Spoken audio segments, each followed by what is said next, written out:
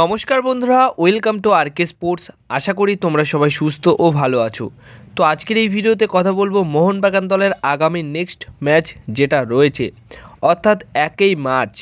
হ্যাঁ, 1 মার্চ মোহনবাগান দলের সন্ধ্যা 7:30টার সময় নিজেদের ঘরের মাঠে বড় একটা ম্যাচ রয়েছে জামশেদপুর এফসি দলের এগেনস্টে। তো ম্যাচটা কিন্তু খুবই ইম্পর্টেন্ট ম্যাচ, নিজেদের ঘরের মাঠে ম্যাচটা খেলবে। তো ম্যাচটা অবশ্যই এই ম্যাচে এগিয়ে থাকবে মোহনবাগান দল কিছুটা হলেও, কিন্তু এই ম্যাচে বড়সড় সমস্যায় ফেলাতে পারে মোহনবাগান দলকে জামশেদপুর এফসি দল। কারণ কোচ খালিদ জামিলের আন্ডারে বর্তমান সময় দাঁড়িয়ে জামশেদপুর এফসি দল নিজেদের সেরাটা মেলে ধরছে, প্রতিটা ম্যাচেই জয় ছিনিয়ে নিচ্ছে। গত কয়েকটা ম্যাচে, গত দুটো ম্যাচ পরপর জিতেছে এবং গত 5টা ম্যাচে, লাস্ট 5টা ম্যাচে একটা ম্যাচও হারেনি। লাস্ট 5টা ম্যাচের মধ্যে 3টে ম্যাচ জিতেছে, 2টো ম্যাচ হেরেছে, ড্র করেছে। তো বুঝতেই পারছো যে কতটা ভালো পারফরমেন্স করছে কোচ খালিদ জামিলের আন্ডারে জামশেদপুর এফসি দল।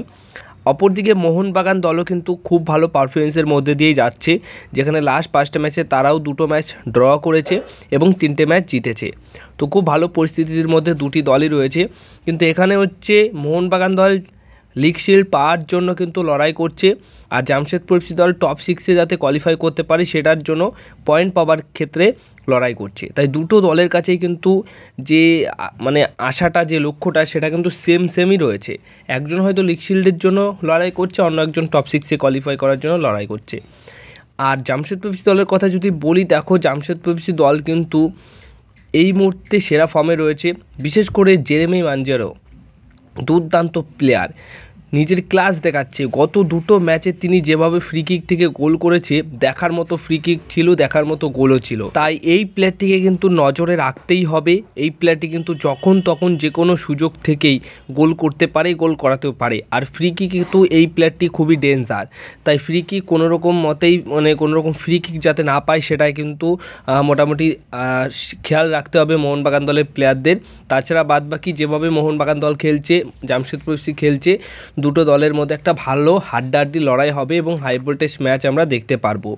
এখনও যদি এই ম্যাচের আগে দুটি দলের হেড টু হেড রেকর্ডের কথা বলি, তাহলে হেড টু হেড রেকর্ডে এখনও অবধি যে কটা ম্যাচ হয়েছে তার মধ্যে 3টে ম্যাচ ড্র হয়েছে, 5টা ম্যাচ জিতেছে জামশেদপুর এফসি দল, 6টা ম্যাচ জিতেছে মোহনবাগান দল। আর একটা সময় গেছে জামশেদপুর এফসি দলের এগেনস্টেই একটা ম্যাচ হেরে যাবার ফলে সেই ম্যাচে যদি জিতে যেতে পারতো তাহলে কিন্তু সেইবারই সেই সিজনেই লিগ শিল্ডটা জিততে নিতে পারতো মোহনবাগান দল, কিন্তু সেটা হয়নি। তো সেই একটা মোটামুটি আক্ষেপ থাকবে যে যাদের এগেনস্টে আমরা হেরেছিলাম, লিগ শিল্ড পেতে গিয়েও পায়নি, তাদের এগেনস্টে এই ম্যাচটা আমাদের জিততে হবে এবং ইম্পর্টেন্ট একটা ম্যাচ। তো সবসময় ভালোভাবে পারফরমেন্স করতেই হবে। বর্তমান সময় দাঁড়িয়ে দুটি দলের পজিশনের কথা যদি বলি, তাহলে 3 নম্বরে রয়েছে মোহনবাগান দল, 6 নম্বরে রয়েছে জামশেদপুর এফসি দল। তাই দুটো দলের কাছেই গুরুত্বপূর্ণ ম্যাচ। দুটি দলের শক্তিশালী দিক এবং দুর্বলতা নিয়ে যদি কথা বলি, দুর্বলতা যেরকম জামশেদপুর এফসি দলের রয়েছে, খুব একটা আহামরি দুর্বলতা নেই। তাদের ডিফেন্সও যথেষ্ট ভালো খেলছে। এলসিনিও তিনি মাঝমাঠে বর্তমান সময় দাঁড়িয়ে খেলছে, বাট মাঝমাঠেও তিনি কিন্তু সমান তালে তাল মিলিয়ে খেলছে। যেভাবে ডিফেন্সকে ভরসা দেয় তেমন কিন্তু মাঝমাঠেও যথেষ্ট ভালো খেলছে। আর জেরেমি মাঞ্জেরো, তার থেকেই কিন্তু অ্যাটাক শুরু হয়, তার থেকেই মোটামুটি ফ্রি কিক পেলে তো তিনি পারদর্শী সেখানে।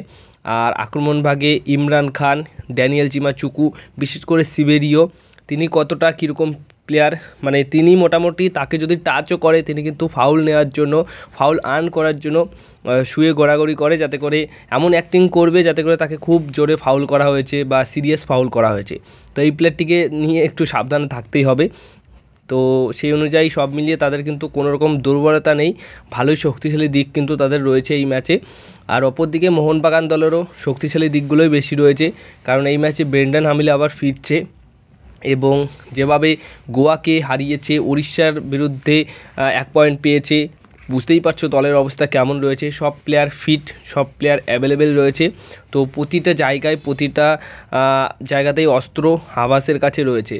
তাই একটা প্ল্যান এ দিয়ে যদি কোনো কিছু না হয়, প্ল্যান বি হাবাসের কাছে রয়েছে, আর সেই প্ল্যান বি দিয়েও কিন্তু ম্যাচ জিতে বা বের করে নিতে পারবে। সবচেয়ে বড় কথা, সবচেয়ে যে দিকটা দিয়ে এগিয়ে রয়েছে, নিজেদের ঘরের মাঠে ম্যাচটা খেলছে।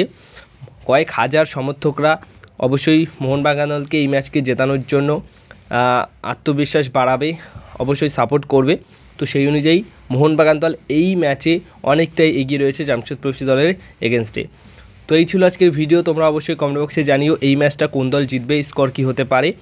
যদি ভিডিওটা ভালো লেগে থাকে তাহলে ভিডিওতে করো একটা লাইক, ভিডিওটাকে শেয়ার করে দাও আর চ্যানেলটিকে সাবস্ক্রাইব করে নিও।